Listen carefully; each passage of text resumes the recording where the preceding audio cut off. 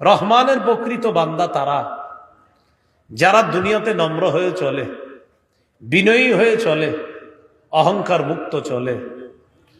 ওয়াইদা খাতাবাহুমুল জাহিলুনা ক্বালু সালামা। জাহেলরা, অজ্ঞরা যখন তাদেরকে সম্বোধন করে, যখন তাদের সাথে কোনো বিতর্ক করতে চায়, তখন তারা বলে সালামা, শান্তি। এইখানে রহমানের বান্দা যারা, এরা বিশেষ বান্দা।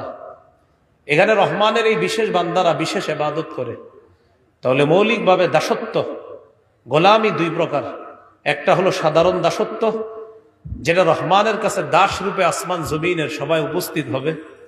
আরেকটা হলো বিশেষ দাসত্ব, বিশেষ গোলামি বা বিশেষ দাসত্ব করে আল্লাহর বিশেষ ইমানদার বান্দারা।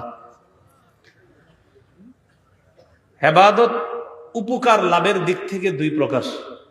আমি আপনি যে ইবাদত করি, এই উপকার লাভের দিক থেকে ইবাদত দুই প্রকার। এক নম্বর, নিজে ইবাদত করে উপকার লাভ করবেন।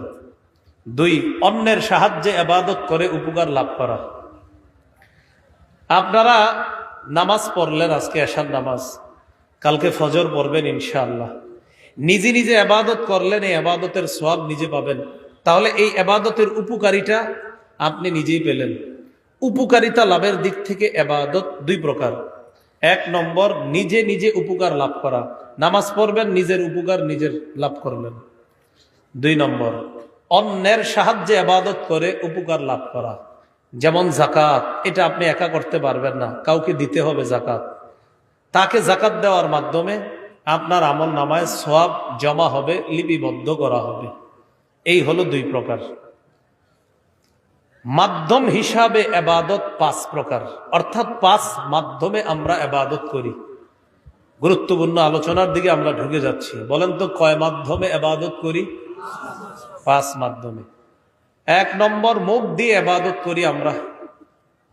প্রথমে একবারে বলে যাই, পরে আস্তে আস্তে বলি। আমরা কিছু ইবাদত মুখ দিয়ে করি, কিছু ইবাদত কলব দিয়ে করি, কিছু ইবাদত শরীর দিয়ে করি, কিছু ইবাদত টাকা দিয়ে করি, কিছু ইবাদত শরীর এবং টাকা দিয়ে করি।